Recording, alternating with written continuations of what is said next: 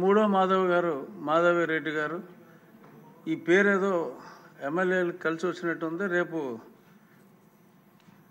29లో ఇంకెంతమంది మాధవులు ఉంటారో చూడాలి. ధన్యవాదాలు అధ్యక్ష.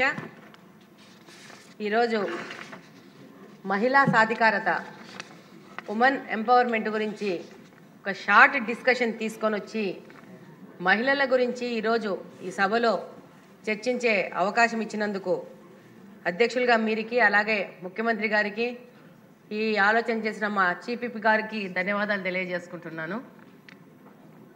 అందరం మహిళలమే మాట్లాడుతున్నాం అధ్యక్ష. మేము అయిపోయిన వెంటనే మా సహచర బ్రదర్స్ కూడా మాట్లాడాలా? మహిళలకి ఫస్ట్ అవకాశం ఇచ్చాం, పురుషులు చాలా మంది ఉన్నారు. థ్యాంక్ యూ అధ్యక్ష. ఈరోజు మహిళలు గురించి, వారికి వచ్చే పథకాల గురించి అన్నీ చెప్తున్నారు అధ్యక్ష. పాతకాలంలో చెప్పేవాళ్ళు ప్రతి ఒక్క మగవాని విజయం వెనక ఒక మహిళ ఉంటుంది అని చెప్పేసి, అది ఎంత నిజమో ఈరోజు ప్రతి ఒక్క మహిళ వెనక, విజయం వెనక ఒక మగవాడు ఉంటాడనేది కూడా అంతే నిజం అధ్యక్ష. ఈరోజు ఇక్కడ సభలో ఉన్న వాళ్ళ మహిళా సహచర సభ్యుల వెనక కూడా వాళ్ళ ఇంట్లో ఉన్న మగవాళ్ళ యొక్క సపోర్ట్ ఉంటేనే ఇంత దూరం వచ్చేసి ఇక్కడ మాట్లాడే అవకాశం అనేది మాకు దొరికింది అధ్యక్ష. ఇందాక మాధవి గారు అన్నారు ఈక్వాలిటీ కావాలి అన్నారు. డెఫినెట్గా అధ్యక్ష, ఈరోజు గత ప్రభుత్వంలో చూస్తే ముందు కంటే మహిళల మీద దాడులు ఎక్కువ పెరిగిపోయినాయి అధ్యక్ష. ఎందుకంటే మహిళల గురించి, మహిళల యొక్క పర్సనల్ జీవితాల గురించి వాళ్ళని క్రిటిసైజ్ చేస్తే, వాళ్ళ మీద దెబ్బతీస్తే అది వాళ్ళు మానసికంగా కుంగిపోయి పక్కగా తప్పుకుంటారని ఒక ఉద్దేశంతో సోషల్ మీడియాని చాలా యాక్టివ్ చేసి మహిళల మీద దాడులు జరగడం జరిగింది అధ్యక్ష. ప్రతి ఒక్క ఇక్కడున్న దాదాపు మహిళా సహచర ఎమ్మెల్యేల్లో చాలా మందికి పర్సనల్ ఎక్స్పీరియన్సెస్ ఉన్నాయి అధ్యక్ష. మేము వెనక మా లేడీస్ రూమ్లో కూర్చుంటే ప్రతి ఒక్కరు వాళ్ళ ఎక్స్పీరియన్స్ చెప్తుంటారు. మమ్మల్ని ఇలా అన్నారు, మాకు ఇలా జరిగింది అని చెప్పేసి. శిరీష గారు ఇంకా ఎక్కువ చెప్తా ఉంటారు తన యొక్క అనుభవాల గురించి. నాకు కూడా అధ్యక్ష 2023 సెప్టెంబర్ వరకు రాజకీయాలకి నాకు ఏ విధమైన సంబంధం లేదు అధ్యక్ష. చంద్రబాబు నాయుడు గారు కడపలో ఒక మహిళను పోటీ చేయించాలా అని చెప్పేసి మొదటిసారి స్వాతంత్రం వచ్చినాక ఒక మహిళకు అవకాశం ఇచ్చిన సందర్భం అధ్యక్ష. మరి గత ప్రభుత్వంలో ఉన్న అప్పటి ఎమ్మెల్యేలు, ఇప్పుడు మాజీ ఎమ్మెల్యేలు ఏ విధంగా నన్ను ఫేస్ చేయలేక నా గురించి పర్సనల్ కామెంట్స్ చేయడము, సోషల్ మీడియాలో నా గురించి ట్రోల్ చేయడము, ఈ రోజుకు కూడా ఆ ట్రోల్స్ వెన్నంటుతూ మానసికంగా బాధ పెట్టే విధంగా వాళ్ళు సోషల్ మీడియాను రన్ చేస్తున్నారు అధ్యక్ష. దాని ప్రకారము ముఖ్యమంత్రి గారు కూటమి ప్రభుత్వం రాగానే ఈ యొక్క సోషల్ మీడియాలో ట్రోల్ చేసే వాళ్ళ మీద కఠినమైన చర్యలు తీసుకోవాలా, మహిళల మీద దాడులు చేసే వాళ్ళ మీద కఠినమైన సెక్షన్స్తో ముందుకు వస్తున్నారు. దానికి ముఖ్యమంత్రి గారికి ధన్యవాదాలు తెలియజేసుకుంటున్నాను అధ్యక్ష. అలాగనే ఈరోజు కూటమి ప్రభుత్వం వచ్చినాక మహిళలకి ఎన్నో పథకాలు, ఒంటరి మహిళల పింఛన్లు కానీ, వితంతు పింఛన్లు కానీ చాలా పథకాలు తీసుకొని వచ్చినారు అధ్యక్ష. అలాగనే మహిళల కోసము డ్వాక్రా గ్రూపులు కానీ, అంగన్వాడీ కేంద్రాలు కానీ, ఆశా వర్కర్లు కానీ వీళ్ళందరినీ తీసుకొచ్చి ఈ మధ్యనే ఆశా వర్కర్లకి వాళ్ళకి 62 సంవత్సరాలకు వాళ్ళకి రిటైర్మెంట్ పెంచి, వాళ్ళకి మెటర్నిటీ లీవ్ కోసం 6 నెలలు పెంచి, ఈ విధంగా మహిళలకు తోడుగా ఈ ప్రభుత్వం నడుస్తోంది అధ్యక్ష. దానికి ముఖ్యమంత్రి గారికి మరొకసారి ధన్యవాదాలు తెలియజేసుకుంటున్నాను అధ్యక్ష. టోటల్గా ఈ పథకాలన్నీ మహిళలు బాగా ఉంటేనే ఈ సమాజం బాగా ఉంటుంది, వాళ్ళ ఆరోగ్యం అనేది చాలా ముఖ్యమనే ఉద్దేశంతోనే ఈరోజు ఈ కూటమి ప్రభుత్వము మహిళలకి ముఖ్య ప్రాధాన్యత ఇస్తున్నారు అధ్యక్ష. మహిళ బాగుంటేనే సమాజం బాగుంటుంది, సమాజం బాగుంటేనే యొక్క ఆర్థిక పురోభివృద్ధి అనేది జరుగుతుందని చెప్పేసి ఉద్దేశంతో ముందుకెళ్తా ఉంది అధ్యక్ష. ఈ క్రమంలో స్కూల్స్లలో కూడా ప్రత్యేక పాఠ్యాంశాలు చేర్చాల్సిన అవసరం ఉంది. ఆ ఏజ్ నుంచే మగపిల్ల వాళ్ళకి ఇప్పుడు అధ్యక్ష నిన్న ఉమెన్స్ డే జరిగింది కడపలో. ముఖ్యమంత్రి గారు అందరూ శాసనసభ్యుల్ని కాన్స్టిట్యున్సీకి వెళ్ళి ఉమెన్స్ డే సెలబ్రేషన్స్ ఘనంగా జరగాల అని చెప్పారు. దాని ప్రకారం వెళ్తే మా దగ్గర కడపలో ఒక 4-5 స్కిట్లు వేశారు అధ్యక్ష. దాంట్లో నలుగురు తాగుబోతులు వచ్చి ఉమెన్ని అటకాయిస్తున్నారు, ఆమె మీద దాడి చేస్తున్నారు, లేకపోతే భర్త వచ్చి భార్యను కోరుతున్నారు, లేకపోతే ఇంకొకటి ఇలా మహిళ మీద ఇట్లా దాడులు చేస్తున్నారని స్కిట్లు ప్రజెంట్ చేశారు. ఇది తప్పు అధ్యక్ష. ఎందుకంటే మనము అట్లా జరుగుతోంది సొసైటీలోని, ఇంకా ప్రమోట్ చేసినట్టు అయిపోతా ఉంది.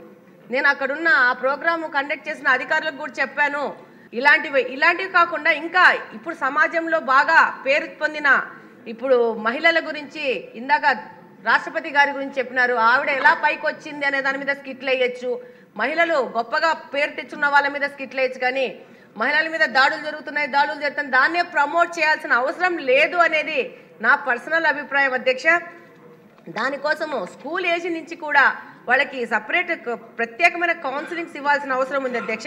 ముఖ్యంగా మగపిల్ల వాళ్ళకి మహిళని గర్ల్ చైల్డ్ని ఎలా రెస్పెక్ట్ ఇవ్వాలనేది చిన్నప్పటి నుంచి నేర్పిస్తే సగము సమస్య తీరిపోతుందని చెప్పేసి మీ ద్వారా తెలియజేసుకుంటున్నాను అధ్యక్ష.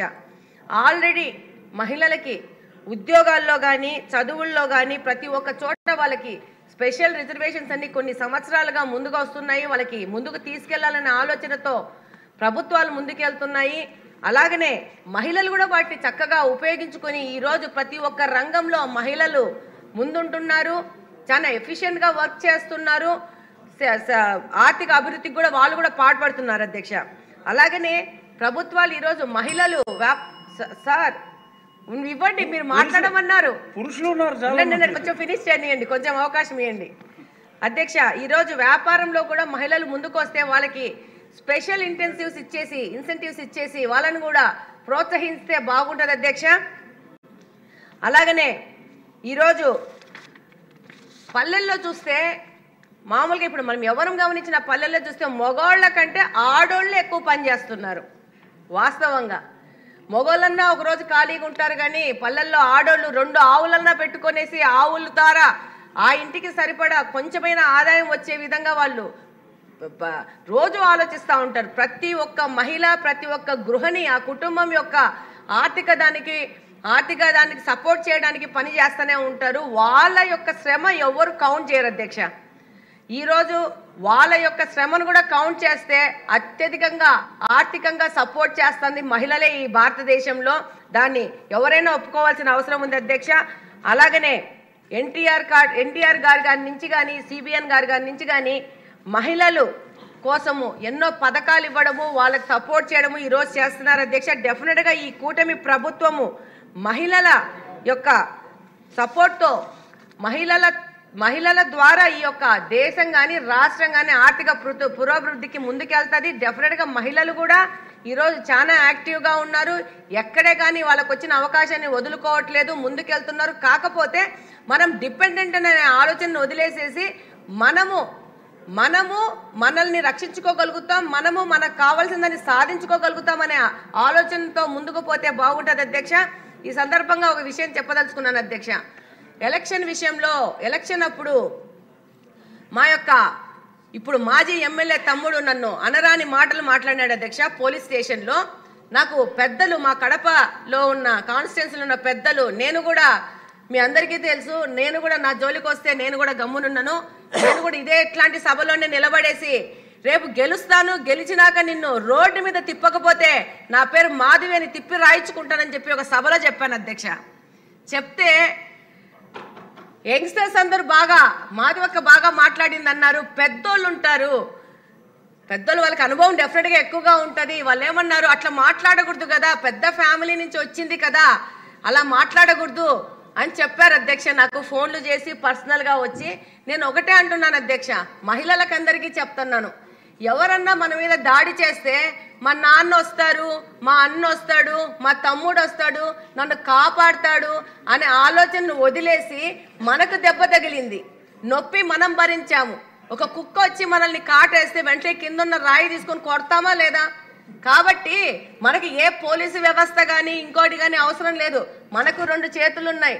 ఒకడు నన్ను మాట్లాడితే నాకు మాట్లాడే కెపాసిటీ ఉంది, ఒకడు నన్ను కొట్టడానికి వస్తే వాడు 2 కొడితే నేను ఒక్కటనే కొట్టగలుగుతాను. కాబట్టి పెద్దవాళ్ళు కూడా మాకు చెప్పాల్సిన వాళ్ళు ఇప్పుడు మొత్తము సమాజం మారిపోయింది అధ్యక్ష. చాలా ఛాలెంజెస్ పెరిగినాయి ఆడవాళ్ళకు కూడా. పెద్దోళ్ళు వచ్చేసి అలా మాట్లాడకూడదు అని చెప్తే నేను ఆ రోజు మా హస్బెండ్కి మా భర్తతో అన్నాను, మీరు వచ్చి కాపాడే వరకు నేను ఆగుతానా? కుక్క ఎంట పడితే వెంటనే తీసుకొని కట్ట తీసుకొని కొడతానా లేదా? ఇది కూడా అంతే. అతను వచ్చి పోలీస్ స్టేషన్లో అంత అన్యాయంగా మాట్లాడితే ఈ పెద్ద మనుషులందరూ ఏమి చేసినారు? వీళ్ళందరూ ఖండించాలి కదా. అదే రోజు అదే పెద్దింటి కోడలైనా నన్నే మాట్లాడినప్పుడు పెద్ద మనుషులందరూ వచ్చి ఖండించాలా? ఖండించలేదు. ఎందుకు ఖండించలేదంటే అధ్యక్ష, ఆ రోజున్న వైసీపీ ప్రభుత్వానికి భయపడి ఎవ్వరూ బయటికి రాలేదు. కాబట్టి నేను మహిళలకు చెప్తాను, వీఆర్ సెల్ఫ్ సఫిషియంట్. మనం ఎవరికి తక్కువ కాదు. రేపు 29వ ఎలక్షన్ కల్లా మొత్తం ఈ సభలో సగానికి పైన మహిళలే కూర్చుంటారు, మహిళలే శాసనాలు చేస్తారు, మహిళల పురోభివృద్ధికి మహిళలే పాటుపడతారు. కాబట్టి మనం దేనికి తక్కువ కాదు. డెఫినెట్గా చంద్రబాబు నాయుడు గారు మాకు ఈ అవకాశం ఇచ్చినందుకు, ఈరోజు ఉమెన్ ఎంపవర్మెంట్ గురించి మాట్లాడడానికి అవకాశం ఇచ్చినందుకు, అలాగనే మీరు నాకు స్పెషల్గా ఏమ్మా మాట్లాడటం లేదా నువ్వు అని అంటే నిజంగా నేను ప్రిపేర్ అవ్వలేదు అధ్యక్ష. మీరు చెప్పారు వెనక వెంకటరామన్న మీరు మాట్లాడకపోతే ఎట్లమ్మా అని చెప్పేసి, ఆయన కానీ థామస్ అన్న కానీ కిషోర్ అన్న కానీ పక్క నుంచి వచ్చి మాట్లాడకపోతే ఎట్లమ్మా అంటే ఇప్పుడు మాట్లాడాల్సిన అవసరం వచ్చింది. ఈ అవకాశం ఇచ్చినందుకు ధన్యవాదాలు అధ్యక్ష. కొడతానంటున్నారు, మంచిదే, కానీ బెల్లు కొడితే మటుకు కొట్టకండి. ఆగండి. ఇంకా ఇప్పుడు ఎత్ర నార్యస్తు పూజ్యంతే రమంతే తత్రో దేవత అంటే ఏంటి? వేర్ ఉమెన్ ఆర్ హానర్డ్, అక్కడ దేవతలు ఉంటారు అని. మహిళలు అయిపోయారు అనుకున్నాం. ముందు అడిగితే చరితారెడ్డి గారు మాట్లాడనన్నారు, కానీ ఇప్పుడు ఆవిడ మాట్లాడతానన్నారు కాబట్టి ఆవిడ అయిపోయిన తర్వాత పురుషులు.